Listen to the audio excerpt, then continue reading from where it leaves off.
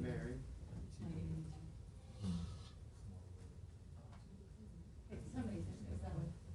Oh, James, hey, how you doing? Hold it up all right. Oh, yeah. By various competing forms of chaos. I'm winning every day. That's when you're set up. Yeah. When should I come? Yeah. 7:30, 8? Are you exhausted from all the time? I never, so tired. Winning all the time.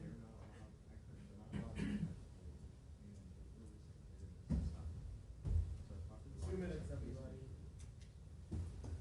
That's Ambrose. Hi, Ambrose.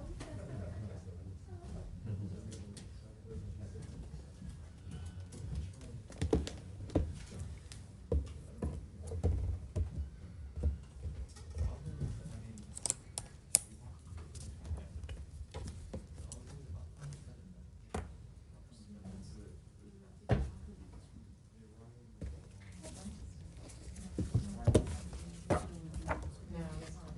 It's a bunch of different issues. Yeah, definitely. Yeah, that's It's one nice of to the get updates on. He kind of be staying there, so we get this. This is gonna be, I think it's just gonna be very. Yeah, I know.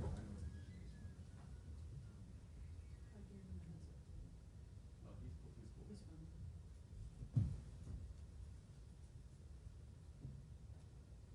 Mary, I thought, I had a momentary lapse of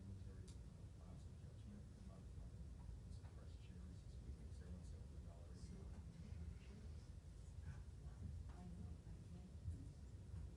some fresh chairs this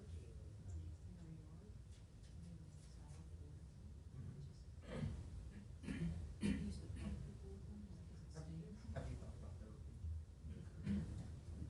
you thought about therapy? And yet you're the most prone. You guys being, Yeah. I can't complain. you like baseball, Kate? Love Baseball. Love the baseball. Crack it, Baseball. Pro-gun. Very pro-gun. That's a comforting thought.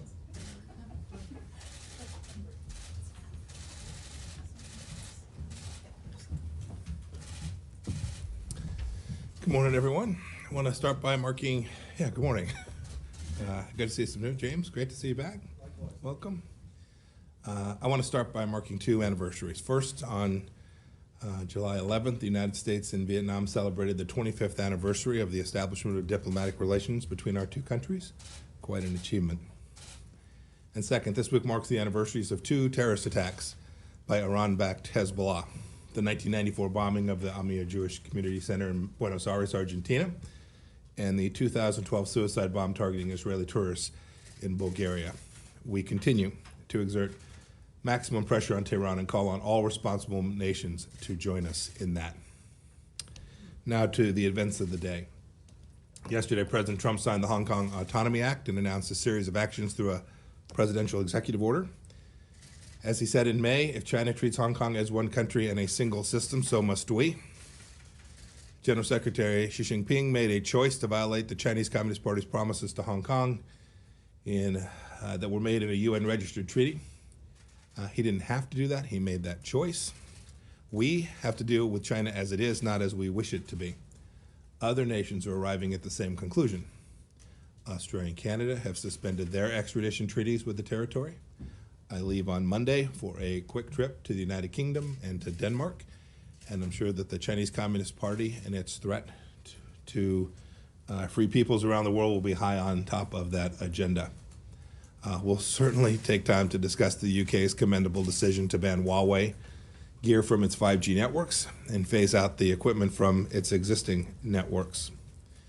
The UK joins the United States and now many other democracies in becoming clean countries, nations free of untrusted 5G vendors.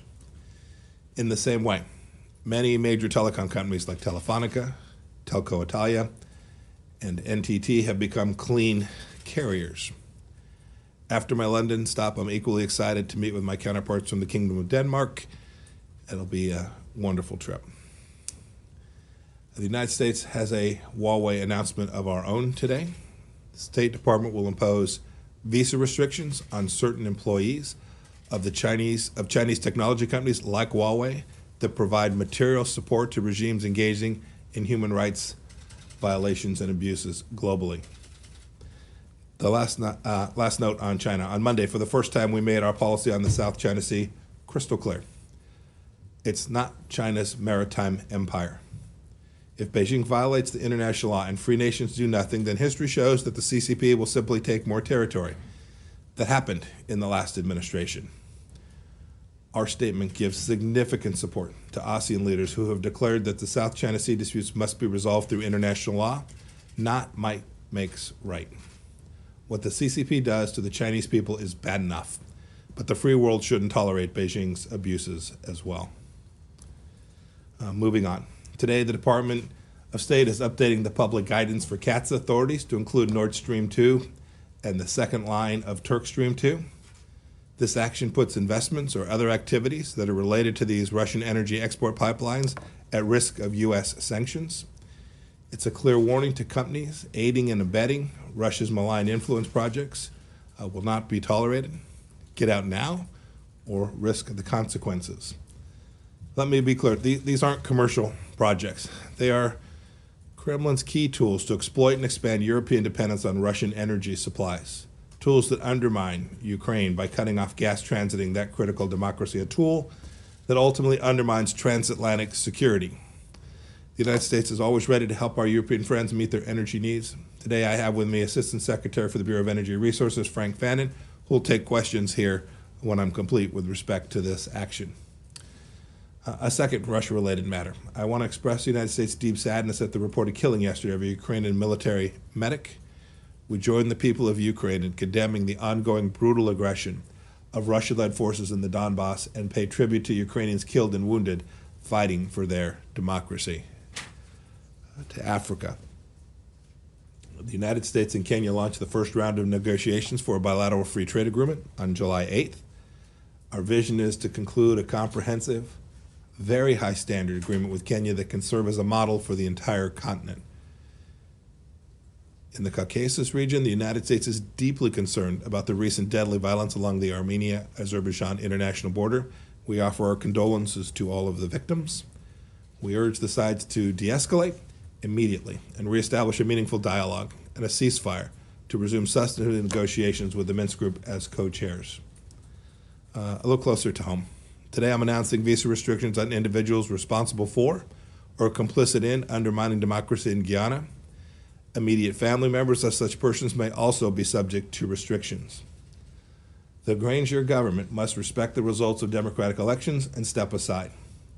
A few weeks back, I think right here, I called out the Pan American Health Organization for failing to disclose details of the mice Medagos program that used Cuba's slave trade in doctors to rake in more than $1 billion.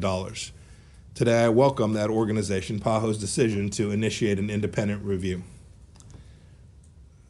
Regarding Venezuela, the UN has found yet more harrowing evidence of gross human rights violations by the illegitimate Maduro regime, citing more than 1,300 extrajudicial executions for political reasons in 2020 alone.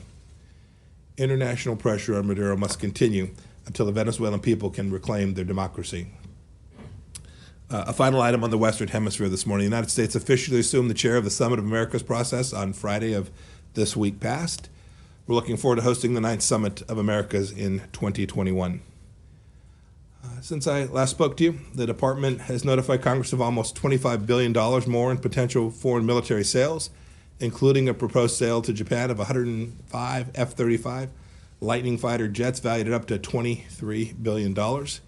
It's the second largest single sale notification in U.S. history. This sale and others accompanying it continue to demonstrate the robust global demand for American defense partnerships. We're helping the world in other ways too. Today we're providing an additional $208 million to the most vulnerable nations to overcome the COVID-19 pandemic, bringing our total now to more than $1.5 billion since the outbreak began. Pretty remarkable charity from the United States people. But no American export, no amount of money is as important as our principles. Tomorrow, I'll be at the National Constitution Center in Philadelphia. I'll present the public report of the State Department's Commission on Unalienable Rights. As I explained at the Claremont Institute last year, and again at Kansas State University during the Landon Lecture, this administration grounds our practice of foreign policy in America's founding principles. There is nothing more fundamental to who we are than our reverence for unalienable rights, the basic God-given rights that every human being possesses. Whether defending the American people from threats, supporting international religious freedom, or encouraging countries to secure property rights by upholding the rule of law, America defends rights and does good in the world. Tomorrow you get to hear some of my thoughts on the Commission's fine recommendations that are encompassed in the report that they've been working on now so diligently and for so long. Happy to take a handful of questions. Okay, we're going to attempt to give Matt Lee the first question from AP. Matt, go ahead. Are you on the line? Hello, can you hear me? We can hear you. Voice of Aha. God. Well, good morning and greetings from my basement. Mr. Secretary, it's been a long time. I'm sure you've missed me as much as I've missed you. Can I ask things really quickly? One, on the Nord Stream and Turk Stream sanctions, you're saying, if I get this correctly, that any company that is involved in this, even those who had been previously grandfathered in with sanctions exemptions, are now subject to those sanctions. Is that correct, number one? And then secondly, on Iran, you guys had talked about the idea of bringing the arms embargo extension resolution to the Security Council, as early as this week. And that doesn't look like it's happening now. And I'm just wondering, are you hoping to staunch some of the opposition that you're seeing to the resolution from the Europeans and others with a little bit more time for diplomacy? Thank you. Thank you, Matt. It's good to hear your voice. On the first one, so what State Department's action today is we're going to revise the guidance, and you'll see that. I'll let Frank Fannin talk to you about the details of its implementation, its execution, but I think we should be very clear. Our expectation is that those who participate in the continued project will be subject to review for potential consequences related to that activity. As for Iran and timing, you suggested that we've delayed because of opposition. In fact, virtually everyone agrees that the arms embargo should be extended. Our European counterparts, too, are very concerned about what will happen if the arms embargo itself expires on October 18th of this year. And so there's enormous consensus around the objective. How to achieve that objective, there's different views on. We've made clear to both publicly and in private to all the members of the Security Council, we intend to ensure that this arms embargo continues. We hope that this can be done by a UN Security Council resolution that all of the permanent members sign up for, and indeed every member of the larger UN Security Council. But in the event that that's not the case, we are still going to do everything in our power to achieve that end, and we think we'll be successful ultimately in doing that. The precise timing of that, we're going to keep to ourselves until such time as we're ready to move to the UN Security Council and introduce the resolution. We're not that far away from doing that, Matt. James, go ahead. Mr. Secretary. Two questions, if I may, on Yes, China. sir. Yesterday, in his lengthy remarks, President Trump indicated that it's been quite some time since he last spoke to Chinese President Xi Jinping. This suggests that there is effectively no engagement between our two countries at top levels. It seems that just about every day or several times a week, one or the both of you announce some incremental new measure aimed at punishing the Chinese regime. But I don't think, as you stand there right now, that you can tell us that over the several months this has been going on without this form of engagement, that there's been any discernible change in China's conduct. So are you essentially tilting at windmills with these various incremental steps? And then I have a follow-up. Why don't you ask your second one, and I'll take them both, James. If you don't mind, I'd prefer to ask it separate. They're very separate. I do mind. If you'll ask the second one, I'll get to it. In our interview a little over a year ago, Mr. Secretary, I asked you if you considered Iran to be an evil regime, and you said quite simply, yes. I'm wondering if, as a member of the Trump administration, as a seasoned student of and practitioner of international relations, or simply as a devout Christian, you regard China as an evil regime? So let me take the first one. You began by saying that, as the president said yesterday, he hasn't talked to Xi Jinping in quite some time. I think the call was in March, if I remember correctly, but I'll defer to the White House on the last time they've spoken. But there has been high-level conversation. I traveled to Hawaii. Now it seems like a little while ago, but it was just a few weeks back where I met with Wang Xishe. We continue to have a dialogue and conversations at every level within the State Department. It's happening in other agencies across the U.S. government too. So there's a significant amount of conversation between the two countries. What's important, James, is that conversation has changed. That conversation is different than we've had, frankly, for decades between the United States and the Chinese Communist Party. It is no longer, and I think Chinese leadership understand it is no longer the case that it's going to be acceptable that the United States is simply going to allow the important commercial relationships that we have between our two countries to put the American people at risk.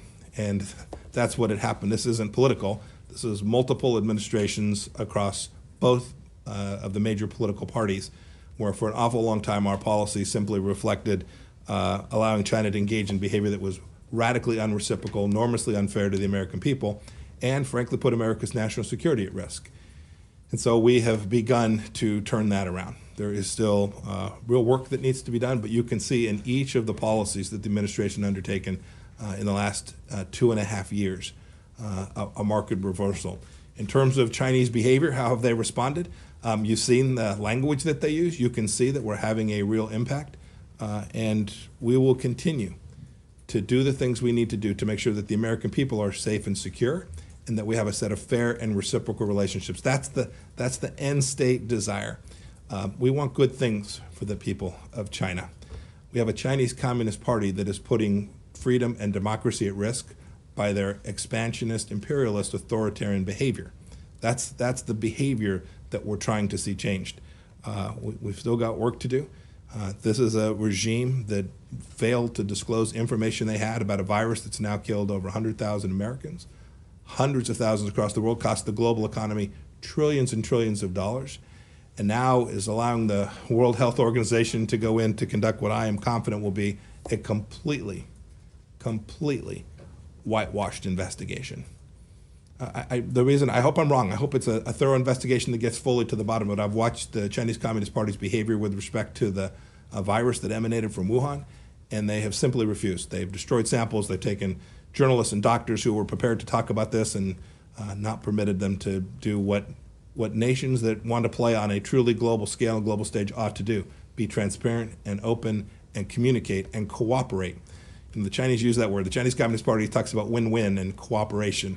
Cooperation isn't about nice language or summits or meetings between foreign ministers. It's about actions.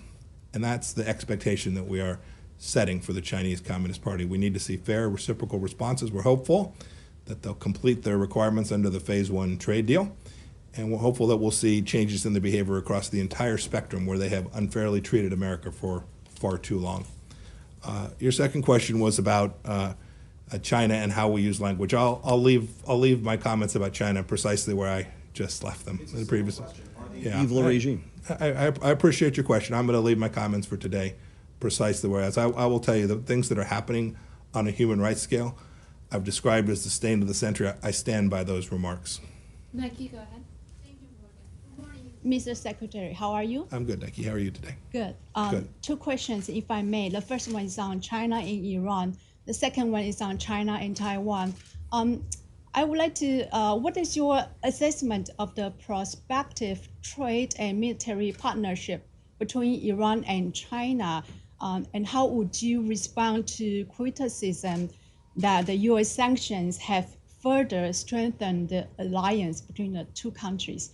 And separately, if I may, on Taiwan and China, what is your comment on China's threats to impose sanctions on American company Lockheed Martin over U.S. arms sale to Taiwan?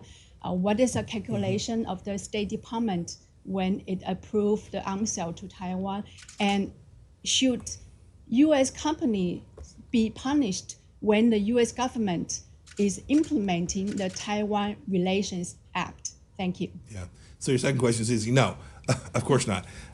We had an American company conducting business that was consistent with American foreign policy, the policy of the arms sales that we made to Taiwan. I regret that the Chinese Communist Party chose to make that threat against Lockheed Martin. It's not the first time they've chosen to do that to an American contractor who was working on a program that was between the United States and Taiwan. So I regret that. I hope they'll reconsider that and not follow through on the remarks that were made yesterday or the day before when they made them. Your first question was about Iran and China. I mean, well, a little history is in order, right? Think about a long time ago, Persia. And the relationship, this is not brand new. But I think what you saw in the reporting there, and something we've been following, is evidence of a couple simple things. First, the need to extend the arms embargo. Right? Now we have reporting that suggests that not only when the arms embargo will expire does the Secretary of State of the United States believe that China will sell weapon systems to Iran, but the Iranians believe that China will sell systems to Iran. And indeed, they have been working on it, waiting for this day, waiting for midnight on October 18th for this arms embargo to expire. I think Europeans should stare at that and realize that the risk of this is real, and that the work between Iran and the Chinese Communist Party may well commence rapidly and robustly on October 19th if we're not successful at extending the UN arms embargo. As for the larger picture, we have a set of sanctions related to any company or country that engages in activity with Iran. The sanctions are clear. We have been unambiguous about enforcing them against our companies from allies, countries from all across the world. We would certainly do that with respect to activity between Iran and China as well. Sarah, go ahead.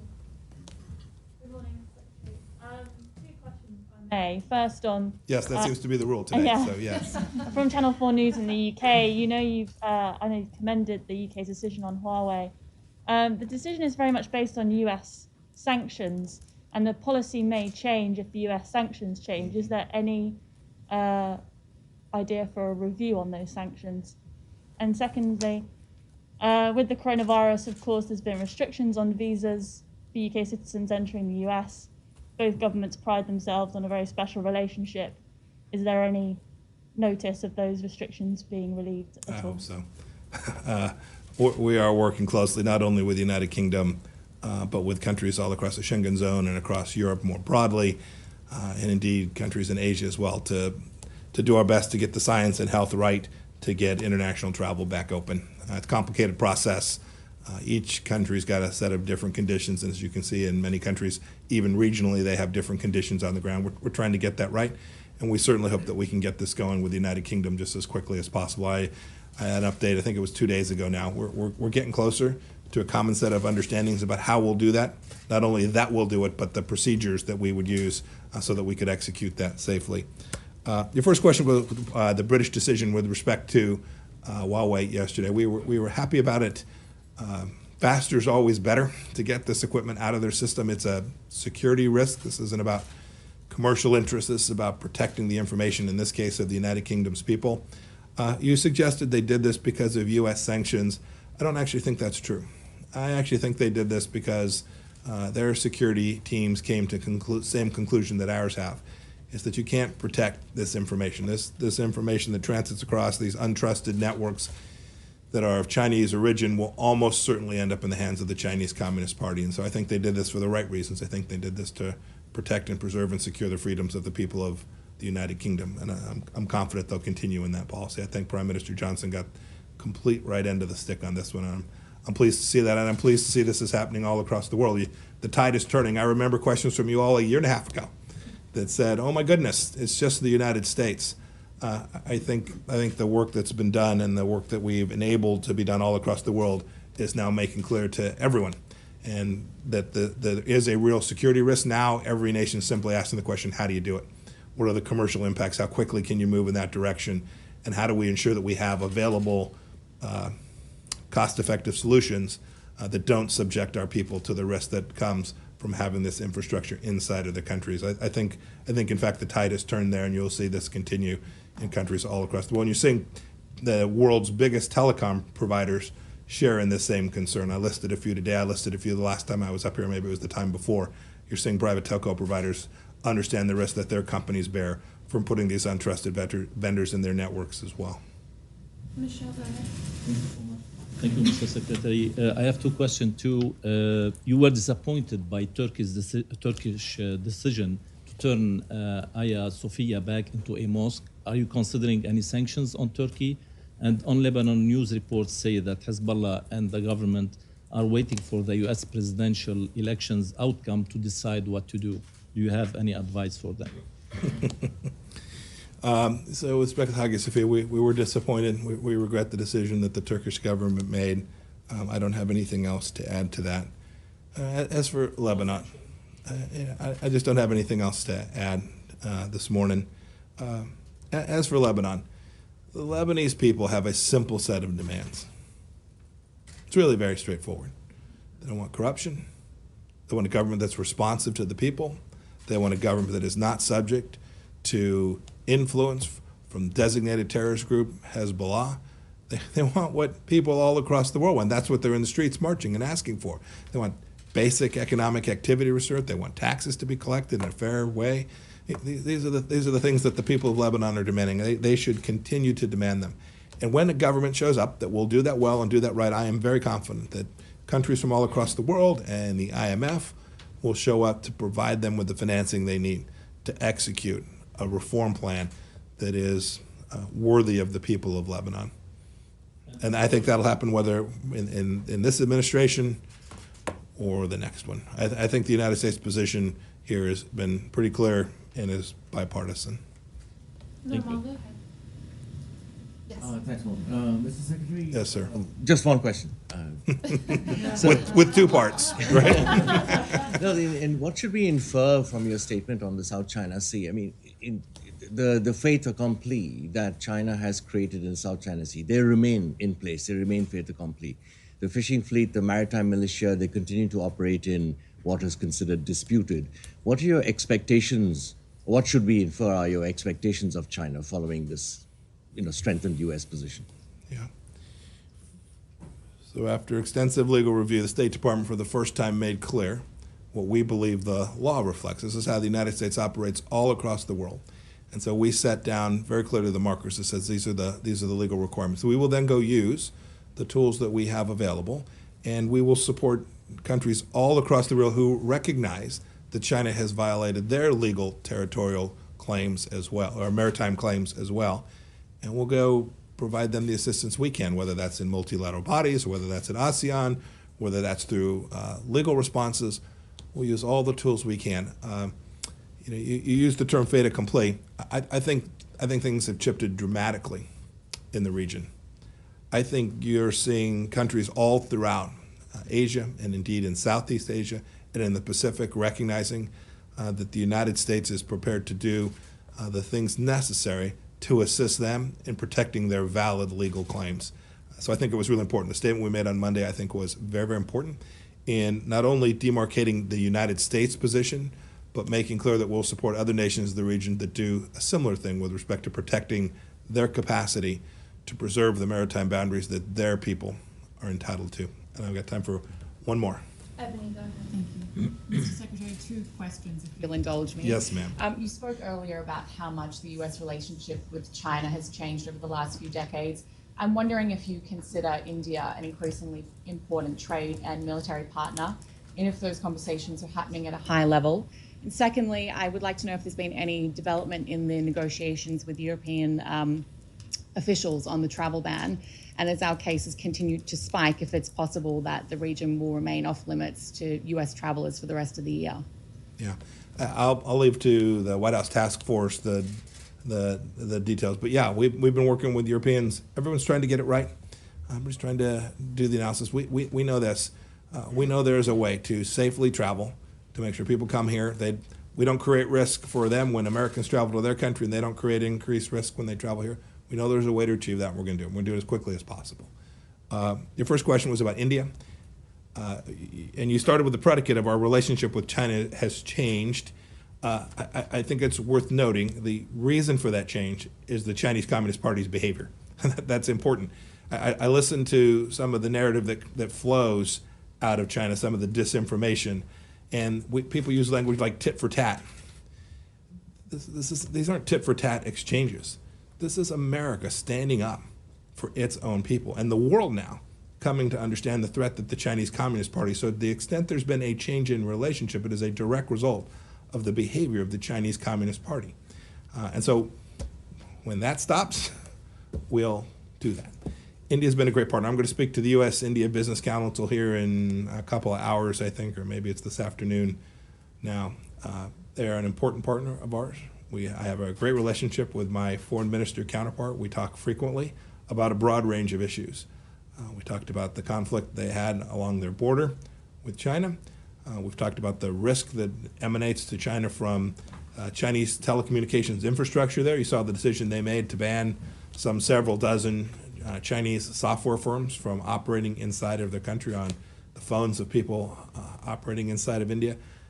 I think the whole world is coalescing around the challenge that we face, and the democracies, the free nations of the world, will push back on these challenges together. I'm very confident of that. Thanks, everybody. Thanks for joining me today. Frank's going to answer some questions for you on the revised language to our CATSA guidance. Thanks, everybody.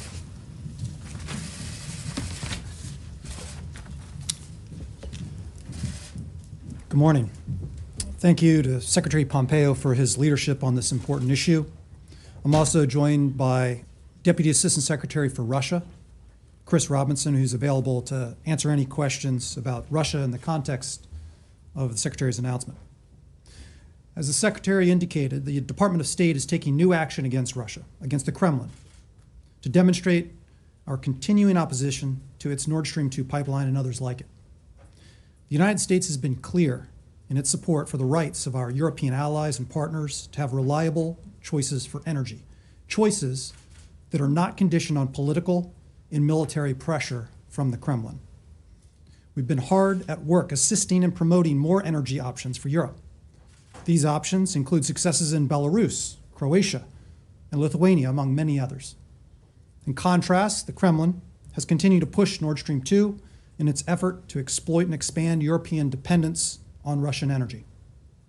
Ukraine's energy infrastructure serves as a deterrent to Russian aggression, yet the Kremlin now seeks to undermine Ukraine by making that infrastructure obsolete. The action Secretary Pompeo announced today is intended to counter Russian malign influence. Our action sends a clear signal about this administration's determination to use the tools we have. We aim to support transatlantic energy security goals. The administration's deep and long-standing concerns are shared by a strong bipartisan majority in Congress. That includes concerns about Nord Stream 2 and the second line of Turk Stream, another Kremlin-backed pipeline project in southern Europe. The Department of State is issuing updated public guidance for Section 232 of CATSA, the Countering America's Adversaries Through Sanctions Act, in order to expand implementation of the act. This includes investments or other activities related to a broader scope of Russian energy export pipelines for Nord Stream 2, as well as the second line of Turk Stream. We know Russia's Gazprom is attempting to protect its decades-long near monopoly for supplying gas to Europe. Today's update to CATSA goes a long way to buttress our overall diplomatic approach. We're working with our European allies and partners on projects that diversify rather than limit their options. Our ultimate goal is to enhance transatlantic energy security by way of expanded energy suppliers, routes, and types of fuel, including investments in renewables and nuclear energy. Thank you, and with that, I'm happy to take a few questions. Let's try the phone line again when it tested out. Do we have Will Malden from the Wall Street Journal? Will? No? Okay. What about Lara Jakes, New York Times? Our phone line died? Okay. Yeah, I called them both. Not working. Okay. Nick, go ahead. Okay. Good to see you. On the Nord Stream sanctions, you just mentioned that you want to give European allies more choice for energy security, but it sounds a little like if they make the wrong choice, in other words, continue with Nord Stream 2, that you're going to threaten sanctions against them. That doesn't seem like much of a choice. Well, in terms of the choices, we've been hard at work at helping the diversification efforts in Europe. The Secretary spoke to a few of these, referenced some of these. I mean, Belarus, for example, has expanded its suppliers of crude oil beyond Russia. Lithuania has an LNG import vessel that brings gas from Norway, among other sources. Poland is expanding LNG terminals and considering floating LNG and sourcing through Norway as well. Many other European countries, Ukraine, Greece, Bulgaria, Serbia, Croatia, Italy, and Romania, are further diversifying their ways away from European energy. So our work is longstanding in terms of the diversification objectives. We're very pleased by the trend line and continue to see that through. But just to be clear, if Germany does proceed, or German companies do proceed with partnership with Russia on Nord Stream, they will face U.S. sanctions under CAATSA, is that right? We've been clear for 2 years now that any parties involved in the Russian natural gas export pipeline business faces sanctions risk. We've been clear about that. Continuing on, what has changed is the continued escalation on the part of the Kremlin on this, and this is a direct response to that in terms of that guidance change. Okay, for our next question, let's try the phone lines once again. And could we try the line of Connor Finnegan? You probably just answered all the questions. Okay, so we'll keep it in the room here. Let's go to Holly in the back. Thank you. I actually have a question for Chris, if Yeah. that's okay. So I'm just wondering, broadly speaking, how you would characterize U.S.-Russia relations at this moment in time. And yesterday on a phone call between Secretary Pompeo and Foreign Minister Lavrov, they discussed a possible P5 meeting in the near future. I'm wondering if you can provide any more details and why it would be a good idea for President Trump and President Putin to meet at this moment in time. Sure. So I don't have anything specific on the P5, but I do think it speaks to the broader effort. And that is, and the president's been clear, it would be in our interest to have better relations with Russia. We have a range of dialogues with the Russian government across a range of different issues. But for that dialogue to improve and for the relationship to improve, Russia needs to end its aggression, whether it's in Ukraine or whether it's interference in our internal affairs or the affairs and the elections of our friends and allies. Russia needs to cease its aggression for that bilateral relationship to improve. So we continue to talk to them, but like with the action we're taking today, we're also taking steps so that we can effectively and consistently counter Russian aggression and work with our allies and partners to do so. And has there been any progress in U.S.-Russia relations, would you say, over the past year? In some ways, there has been. We've begun discussions on arms control and strategic stability, as you've been briefed on in the past. We have resumed a U.S.-Russia counterterrorism dialogue in order to protect our national interests. We've had very frank conversations about where we disagree, whether it's interference in our affairs, Russia's own treatment of its own citizens. We have a very frank conversation about that because we have the dialogue channels. But we've also been effective at countering Russian aggression. And again, the action today helps us reinforce that message so that hopefully over time we can get the relationship on a better footing. Thank you. Torsten? Yeah, back to Nord Stream and Germany. And the question is, when you say you're adjusting the guidelines, does it mean that you are not getting the concern from the European side that you were expecting for your cause and addressing Russia? And if so, why not? I'm not quite sure I understand the question. So when you talk to your European partners, and you're saying now you have to adjust the issue of Nord Stream, the new sanctions in broader way, is it that when you talk to your European partners, Germany, France, etc., is it that you don't get the same level of concern about Russia that you have, and if so, why? We see a growing concern in Europe for Russia's ability to use energy for malign purposes. But in terms of the specific countries, why don't I ask Chris to comment? Sure. I think you see a growing majority of countries that are concerned about Nord Stream 2 and the impact it would have on European energy security or, as Frank laid out, enabling Russian aggression. And so we are adding our voice to those European voices today that are concerned about Russian aggression, and how do we effectively counter that. The tools that we have made available today help reinforce that message.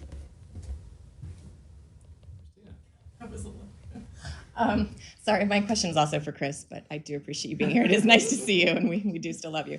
In the Lavrov call yesterday, I'm wondering if the topic of Russian bounties in Afghanistan came up and if that was discussed. I can't get into all of our discussions. I think the Secretary's been very clear that we have a frank conversation with Russia with regard to Afghanistan. We have taken steps to address all threats, and we will continue to do so, whether it's from Russia or Iran or any other actor. We will take the steps necessary. But I think, sort of pivoting back to what we're talking about today, we are consistent about pushing back against Russian aggression. That's what we're doing today with our steps with regard to expanding CAATSA authorities to protect European energy security. And we will be and have been consistent in pushing back on Russian aggression wherever we find it. You can't say if that specific issue was addressed. Again, I don't have anything to address on that conversation, but the Secretary has been very clear about Russia and Afghanistan. Thank you. All right, let's take one last swipe at going to the phone lines. And let's try Will Malden from Wall Street Journal.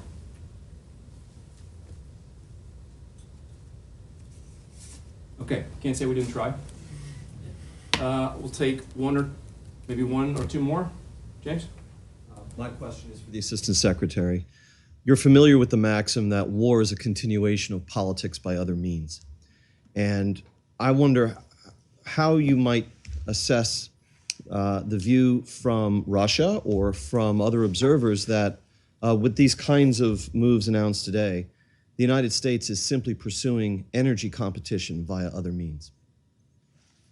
Yeah, that's a false narrative, and I suspect you referenced the narratives coming from Russia, and they would have said in their interest to convey that idea. You know, we've been consistent in supporting diversification regardless of where that energy comes from or the type of energy. We've continued to, and very pleased to see the Southern Gas Corridor bringing Azeri gas in over to Western Europe. That's moving forward finally. We're very pleased to see that happen. The Secretary has been a leader in promoting energy development in the Eastern Mediterranean. And so that's another area of again, non-U.S. gas coming in, but it's for the purposes of improving the diversity and the security of Europe. We're certainly proud of the U.S. energy as an important component to support the security of friends and allies around the world. But that's not the primary objective here. The primary objective is to improve the resilience and the security of European nations, to diversify away from a variety of sources. Some of those are including developing sources like those I mentioned in the Eastern Med. Okay. One last question in the back. Tracy. Thank you. Final point on Russia, sorry for Chris, or actually for either of you. Given what you've said about Russia's malign behavior, is it still the plan to invite them to join a G7 meeting, and would you recommend that they be invited? So the Secretary has answered this before, that this is a discussion for the G7 members, but it is important to have dialogue with Russia. But we've also been clear and consistent about calling out Russia and holding Russia to account for its malign activities. And so those two elements of our bilateral relationship will continue, and we will continue to do that in partnership with our G7 partners and with all of our NATO and European allies and partners. Thank you. Thanks.